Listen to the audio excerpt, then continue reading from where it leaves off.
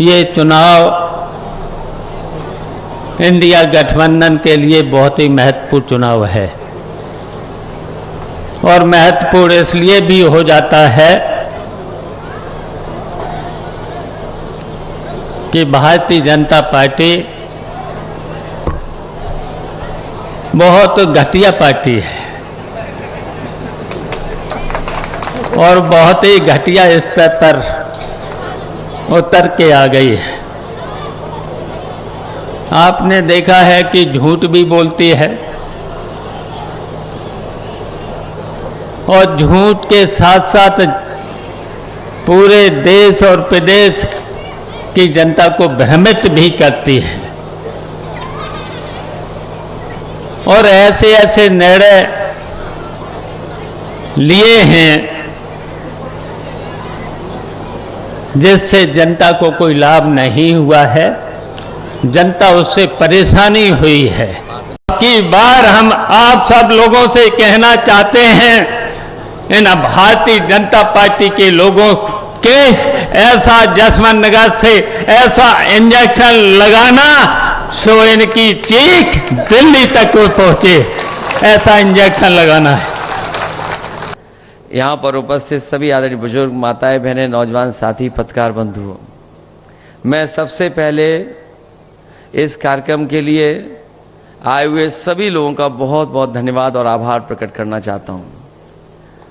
ये जसवंत नगर विधानसभा, यहाँ के लोगों का परिचय देना या उनसे अपील करना, ये अपने सब वो लोग हैं जो घर के, परिवार के और समाजवादी आंदोलन के पहले दिन से जुड़े हुए लोग हैं। और ये बात केवल हम लोग मंच से नहीं कहते हैं, जो विरोधी लोग हैं वो भी ये महसूस करते हैं कि हम और कहीं तिगड़म तो लगा सकते हैं, कुछ और बहाने कर करके वोट को इधर उधर कर सकते हैं, लेकिन जब जसवंत नगर का वोट खुलेगा तो वो रिकॉर्ड न केवल अपना रिकॉर्ड बनाता है बल्कि जसवंत नगर अपना रिकॉर्ड भी तोड़ देता है, लाखों वोट से हमेशा जिताता है। मैं जब पिछली बार आपके सड़क के किनारे कार्यक्रम हुआ था, उस समय भी यही बात मैंने रखी तो कही थी और आज भी मैं महसूस वही बात करता हूं कि यहां की जनता ने मन बना लिया है कि एक एक वोट समाजवादी पार्टी के पक्ष में पड़ने जा रहा है और ये जिम्मेदारी अब आपकी और बढ़ जाती है, क्योंकि पिछली बार तो चाचा यहां थे, लगातार संपर्क कर रहे थे। अभी आपने मुख्यमंत्री जी का तो सुन ही लिया आपने। जो मुख्यमंत्री जी हैं उनके बारे में क्या कहना। जब विधानसभा में हम लोग रहते हैं तो वो गिनती भी उल्टी पुल्टी पढ़ते हैं।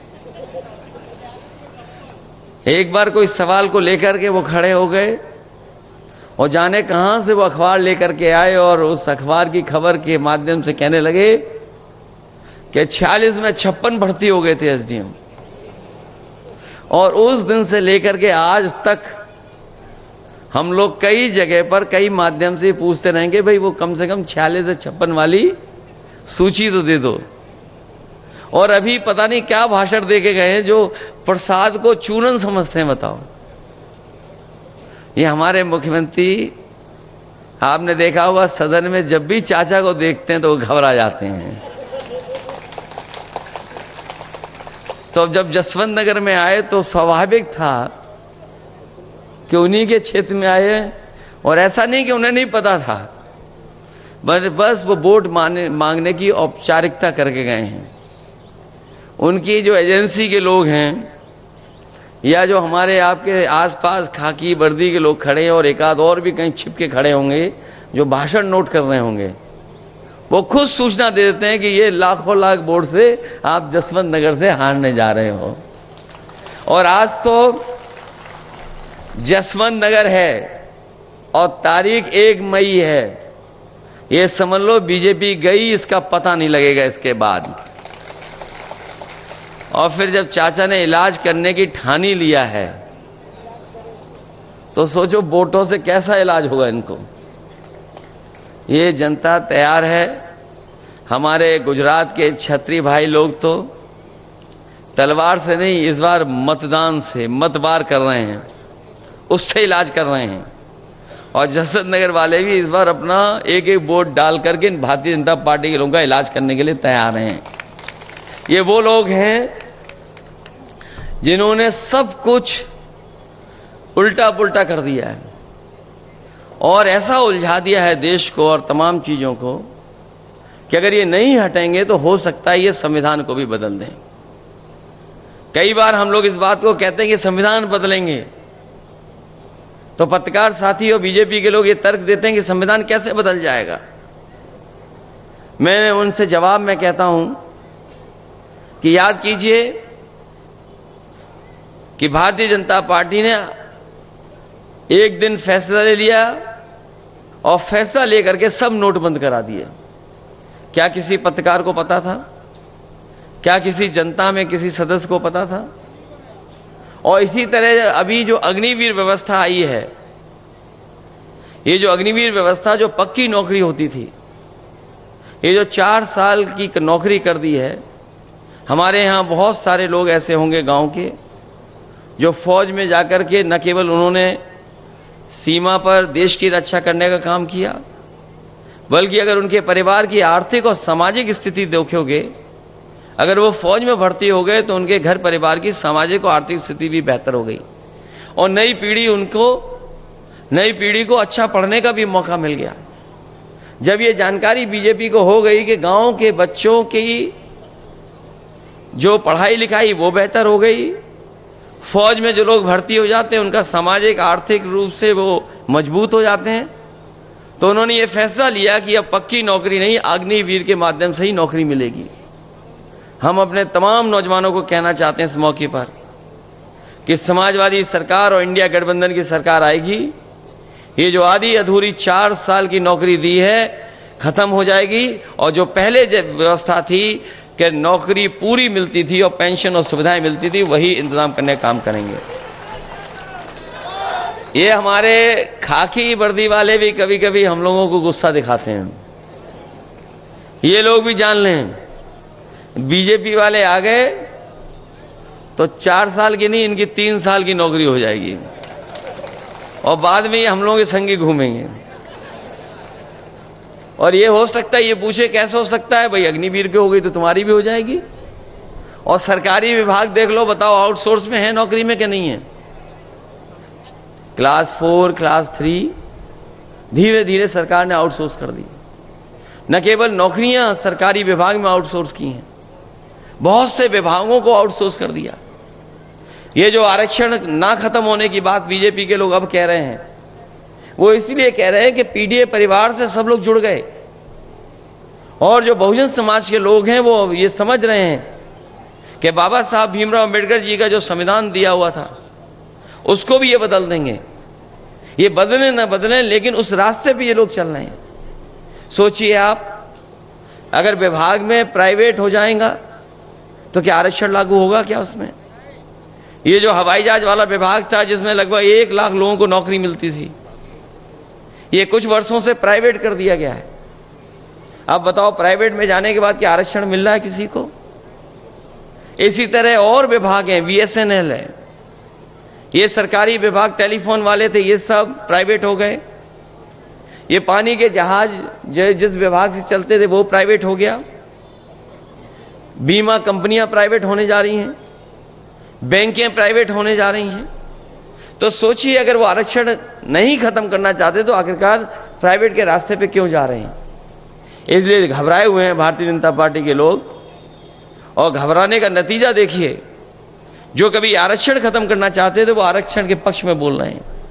लेकिन मैं अपनी जनता को सावधान करना चाहता हूं कि भारतीय जनता पार्टी के वो लोग हैं जिन पर भरोसा नहीं किया जा सकता। इन पे भरोसा तो बिल्कुल नहीं किया जा सकता। और अब तो इनकी और पोल खुल गई। ये अलग बात है कि इलेक्टोरल बॉन्ड जो आए थे उससे तो पोल खुली इनकी, जहां पर इन्होंने चंदा नहीं वसूला था पैसा। हम और आप लोग एक दूसरे का सहयोग मदद करते हैं तो क्या थोड़ा बहुत चंदा देते हैं? कभी 500 रुपए, 1000, 2000, 5000, बहुत संपन्न होंगे तो लाखों में दे सकते हैं। लेकिन इस तरीके से कोई चंदा नहीं देता था। सब सीमाएं लांघे भारतीय जनता पार्टी के लोग, और दबाव बना करके अपने सरकारी विभागों का, सोचिए कितना चंदा लिया इन्होंने। कई ऐसी कंपनियां हैं जिनके पास मुनाफा नहीं है, जिनके पास कोई कारोबार नहीं है, टर्नओवर नहीं है, लेकिन उसके बावजूद भी अपने टर्नओवर से ज्यादा चंदा दिया है। और कोई कल्पना नहीं कर सकता था कि 1,000 करोड़, 500 करोड़, 400 करोड़, 300 करोड़ तक चंदा दिया है। और ये बात मैं इसलिए कह रहा हूं, ये जो महंगाई दिखाई दे रही है वो महंगाई वसूली के कारण भी है। जो कंपनी, जो उद्योगपति अगर चंदा और वसूली के नाम पर पैसा दे देंगे सरकार को, तो बताओ मुनाफा कमाएंगे कि नहीं कमाएंगे? ये मुनाफे की वजह से महंगाई है। और आपने तो अपने बीच देखा है, जैसे हमने और आपने पुराने लोगों ने बाजार में पार्ले जी का बिस्किट पैकेट देखा होगा। पहले कितना बड़ा पैकेट आता था, पहले इतना बड़ा पैकेट था। जैसे जैसे महंगाई बढ़ी और कंपनी को मुनाफा कमाने के लिए फैसला लेना पड़ा तो पैकेट छोटा होता चला गया। अब बताओ पैकेट कितने का मिलता है? अब 5 बिस्किट का पैकेट हो गया। पहले इतना बड़ा था, अब इतना बड़ा हो गया। और ये सरकार में आ गए तो हो सकता है 1 बिस्किट का ही पैकेट बना देंगे लोग। और आपने तो खुद देखा है, बताओ बोरी से कितनी खाद चोरी हो गई। पहले 5 किलो और फिर अब कितनी और चली गई? 5 किलो और चली गई। ये सरकार में आ गए तो और 5 किलो चली जाएगी। बाद में आपको हो सकता है खाद पाउच में लानी पड़े। ये स्थिति पैदा कर दी इन्होंने। और जिसको लेकर के ये बहुत प्रचार करते थे, अब वो बात खुल गई। फिर ये लोग हमें और आपको सबको वैक्सीन लगवा रहे थे और जबरदस्ती वैक्सीन लगवा रहे थे। हमें लगता बहुत कम लोग होंगे जो हमारे जैसा फैसला लिए होंगे कि वैक्सीन नहीं लगवाएंगे। हमारे जैसे कम ही बचे होंगे। तुम्हें तो डॉक्टर ने मना की होगी तो एक तो हमने नहीं लगवाई। अब तो बात खुल गई ना। और सोचिए कंपनी को क्या कहना पड़ गया। कंपनी ने खुद हाई कोर्ट में कहा कि हां, इस वैक्सीन के बाद लोगों का हार्ट अटैक या हार्ट संबंधी बीमारियां बढ़ी हैं। अब सोचिए जिनके घर में सर्टिफिकेट होंगे, जो वैक्सीन के सर्टिफिकेट आप लोगों ने रखे हुए हैं, उसको देख करके आप वोट किसको डालोगे? आप बताओ। जब सर्टिफिकेट दिखाई देगा तो कोई भी भारतीय जनता पार्टी को वोट नहीं दे सकता। अलग तरह की चिंता डाल दी मन में कि पता नहीं कल क्या हो जाएगा। तभी तो क्या कहते थे कि अफसर ढूंढना चाहिए, कोई नारा दिया था उस समय उन्होंने। तो सोचिए क्या अफसर ढूंढा उन्होंने कि वैक्सीन वालों से भी इन्होंने चंदा वसूल लिया। इसलिए बहुत से ऐसे सवाल हैं जिसका जवाब भारतीय जनता पार्टी के पास नहीं है। लेकिन सबसे बड़ा सवाल जनता के बीच में यही है कि ये संविधान बदल देंगे और संविधान बदलने के बाद हमारे अब के अधिकार छिन जाएंगे। हमें आपको जो सम्मान मिलता है वो भी ये छीनना चाहते हैं। और सच्चाई तो ये है कि बाबा साहब भीमराव अंबेडकर जी का दिया और संविधान ही हमारी संजीवनी है, जो हमें आगे बढ़ने का मौका देता है। यही संविधान हमें अधिकार देता है एक वोट का। और ये अगर संविधान बदल दिया तो हो सकता है भारतीय जनता पार्टी के लोग हमें और आपको जो वोट देने का अधिकार है वो भी छीन लें। इसलिए जहां मतदान के लिए आप जाएंगे वहीं सावधान रहेंगे और सावधान रह करके अपने बूथ की रक्षा करने का काम करना। क्योंकि इस समय चाचा यहां ज्यादा समय नहीं दे पा रहे हैं, उन्हें भी चुनाव लड़ना पड़ रहा है और लड़ाना पड़ रहा है। तो उनकी भी इच्छा हम लोगों ने पूरी की है। तो कम से कम 1 लाख से ज्यादा का जिताने का काम करना, क्योंकि यहां की विधानसभा जिता सकती है। और कोई वर्ग ऐसा नहीं है जो वोट ना देना चाहता हो आपको और हमको। अगर थोड़ा बहुत हम लोग उनसे बातचीत कर लें, बैठ जाएं और उनको समझा ले जाएं, तो मैं समझता हूं हर वर्ग के लोग आपके साथ इस बार मतदान देने के लिए तैयार हैं। वो खुद महसूस कर रहे हैं महंगाई, बेरोजगारी और तमाम चीजें, क्योंकि इतनी महंगाई कभी नहीं हुई जितनी इस सरकार में हो गई। जब आज हम और आप लोग 1 मई को है, ये हमारे मजदूर भाई जानते होंगे, आज का दिन पूरी दुनिया में याद करता है मजदूरों को, तमाम उन लोगों को याद करता है जिनका योगदान है काम कर करके समाज और देश को आगे बढ़ाने के लिए। ये जो लेबर डे है, आज की तारीख के दिन योगदान, संघर्ष और उनके किए हुए कामों से जो तरक्की हो रही है उसको सब याद करते हैं। जो साथी कानून को समझते होंगे, इन्होंने कोरोना की आड़ में लेबर लॉ, जिसके लिए मजदूरों को अधिकारों को पाने के लिए मजदूरों को न जाने कितना संघर्ष करना पड़ा था। दुनिया में जहां जहां मजदूर संगठन थे, उन्होंने कई मौकों पर संघर्ष किया। न जाने कितनी बार उन्हें पुलिस से झगड़ा होने की वजह से जाने गई, जाने खोई। न जाने कितने पुलिस के लोग इस आंदोलन में शहीद हुए। उसके बाद जो लेबरों को अधिकार मिले थे, मजदूरों को अधिकार, इन भारतीय जनता पार्टी के लोगों ने कोरोना की आड़ में उन कानूनों को भी ऐसा कर दिया है कि अब लेबर के पक्ष में वो कानून नहीं है।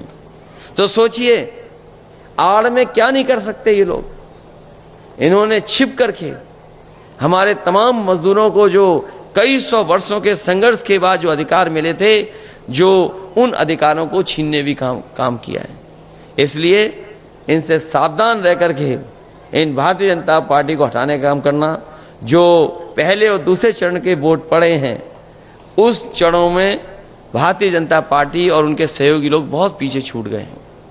पीछे छूट गए, इसीलिए उन्होंने अपना 400 पार का नारा बदल दिया। न केवल नारा बदला है, बल्कि उनके भाषणों में आप देखो क्या भाषा का इस्तेमाल हो रहा है। जो भाषा बोली जा रही है वो लोकतंत्र में कोई स्वीकार नहीं कर सकता। और जिस तरह के शब्दों का इस्तेमाल किया जा रहा है, अगर उन्हीं शब्दों को और उन चीजों का अगर हम आकलन निकालें और बैंकों से अगर आंकड़े निकालें, तो शायद भारत में सबसे ज्यादा गरीबों ने सोना रख करके कर्ज लिया होगा। सबसे ज्यादा बैंकों से लोगों ने, गरीबों ने कर्ज अगर लिया है तो सोना रख करके कर्ज लिया है। और यही बीजेपी के लोग जो बड़े बड़े लोगों का कर्ज माफ कर चुके हैं, और इतना नहीं, छोटा मोटा कर्ज नहीं माफ किया है, लगभग 16 लाख करोड़ कर्ज माफ कर चुके हैं उद्योगपतियों का। इसलिए गठबंधन ने और इंडिया गठबंधन ने तय किया है, समाजवादी पार्टी ने फैसला लिया है कि इस बार दिल्ली की सरकार बनेगी तो अपने किसानों का पूरा कर्जा माफ होगा। जिस तरीके से उद्योगपतियों का कर्जा माफ हुआ है, उनका करोड़ों का कर्जा माफ हुआ है, हमारे किसानों का तो लाखों का है, करोड़ों का किसी का नहीं है। जब बीजेपी ने कर्ज माफ करने का फैसला लिया तो इन्होंने जो मानक तैयार किए वो ये कहा कि 5 करोड़ से ऊपर जिन्होंने कर्ज लिया उनका कर्ज माफ होगा। यहां जितने लोग बैठे हैं, आसपास जितने लोग होंगे, किसी का भी करोड़ों में कर्ज नहीं होगा, लाखों में कर्ज होगा। कि हमारे गरीब छूट जाएं, किसान छूट जाएं, गांवों में रहने वाले छूट जाएं, उनका कर्ज ना माफ करना पड़े। इसलिए बीजेपी ने जब कर्ज माफ किया तो यह फैसला लिया कि 5 करोड़ से ऊपर जिन लोगों का कर्ज है वो कर्ज माफ होगा। हम समाजवादी और इंडिया गठबंधन के लोग कहते हैं जो किसानों का लाखों लाख कर्ज है वो पूरा माफ करने का काम करेंगे। अगर उद्योगपतियों का माफ हो सकता है तो किसानों का भी हमारा माफ होगा। इसी तरह राशन को लेकर के इन्होंने गरीबों से वोट ले लिया। पिछला चुनाव था तो राशन में न जाने क्या क्या दे रहे थे, और अब जो राशन आ रहा है उसमें बताओ क्या आ रहा है। ये आपका स्वास्थ्य बेहतर करने के लिए दे रहे हैं। सोचो, पहले दे रहे थे रिफाइंड तेल, नमक और न जाने क्या क्या देना चाहते थे, और वोट ले लिया, सरकार बन गई। अब बताओ राशन में क्या दे रहे हैं। वो इसलिए बाजरा दे रहे हैं कि आपका स्वास्थ्य बेहतर हो। और ये हम अपने गरीबों को कहना चाहते हैं, न केवल राशन की गुणवत्ता बेहतर करेंगे, बल्कि जिस तरीके से संपन्न लोग या जो शहर में रहने वाले लोग पैकेज्ड आटा खा रहे हैं, वो स्वादिष्ट भी है या उसमें गुणवत्ता भी है, पौष्टिक भी है। समाजवादी सरकार और समाजवादी लोगों ने तय किया है कि अपने गरीबों को भी पौष्टिक आटा के साथ साथ डाटा फ्री दिलाने का काम करेंगे। और डाटा इसलिए कि दुनिया में बड़ा ताकतवर देश अमेरिका, आप पता कर लेना, जानकारी कर लेना, कई शहरों में लैपटॉप फ्री दे रही है अपने बच्चों को। वो इसीलिए दे रही लैपटॉप क्योंकि वो समझ रहे हैं कि जिस समय कोरोना आया था, संपन्न परिवार के लोगों ने, बच्चों ने तो पढ़ लिख लिया था, और जो गरीब परिवार के बच्चे थे, क्योंकि उनके पास कोई न इंतजाम था, ना कंप्यूटर था, ना लैपटॉप था, ना अच्छा मोबाइल था, वो पढ़ाई लिखाई भी नहीं कर पाए, उनके सालों साल चला गया। लेकिन जो संपन्न परिवार के लोग थे, जिन पे मोबाइल था, लैपटॉप था, कंप्यूटर था, वो ऑनलाइन पढ़ाई कर सकते थे। और हम तो ये कहते हैं कि जो समाजवादियों ने लैपटॉप दिए थे वो उस समय भी इस्तेमाल हुए और आज भी जहां होंगे वो आज भी चल रहे होंगे। और जब कभी भी ऑन करते होंगे तो उसमें नेताजी और हम ही लोग दिखाई देते होंगे। उसकी भी नकल कर ली हमारी इस सरकार ने। हम लोगों ने इतना बड़ा दिया था लैपटॉप, इनने इतना कर दिया उसको, और उसमें उंगली घुसते रहो तो वो चले नहीं चले पता नहीं। और 100 नंबर की भी नकल कर ली। एम्बुलेंस खराब कर दी। एम्बुलेंस इसलिए दी गरीब की मदद हो जाए, लेकिन एम्बुलेंस भी खराब कर दी। 100 नंबर इसलिए दी थी कि गरीब को भागना ना पड़े, थाने ना जाना पड़े, अगर कहीं झगड़ा हो, कहीं भी हो, फोन करे तो उसके पास पहुंच जाए। और जब से इन्होंने 100 से 112 किया है तो इन्हें पुलिस वालों को ही लगा कि जब सरकार ने नंबर बढ़ा लिया तो हम भी अपनी वसूली बढ़ा लें। तो ये स्थिति पैदा हो गई सरकार में। इसलिए हम आपसे निवेदन और अपील करने आए हैं कि ये चुनाव मैनपुरी का पूरा देश देखेगा, पूरा देश की नजर होगी यहां पर। ये मैनपुरी नेताजी की वजह से और आप लोगों की वजह से पूरे देश में इसकी पहचान है। कम लोकसभाएं होती हैं जिनकी पहचान देश में बन पाती है, और जो वीआईपी लोकसभा जिनको गिना जाता है, माना जाता है, ये मैनपुरी भी वही लोकसभा है। इसलिए पूरे देश की नजर होगी। जब आपने बाई इलेक्शन में मेहनत करके और साथ लेकर के इतने बड़े वोटों से जिताया था, हमें उम्मीद है कि ये तो परिवर्तन और सरकार बनाने का चुनाव होने जा रहा है और बीजेपी को हटाने वाला चुनाव होने जा रहा है। इसलिए आप सब लोग मिलकर के पहले से ज्यादा वोट देकर के समाजवादी पार्टी को रिकॉर्ड मतों से जिता देना। यही निवेदन, यही प्रार्थना, यही अपील मैं आपसे करने आया हूं। ये क्षेत्र तो वो है जो चाह लेगा वो हो जाएगा, और हमें भरोसा है कि सब लोग मिलकर के मदद करेंगे। बहुत बहुत धन्यवाद।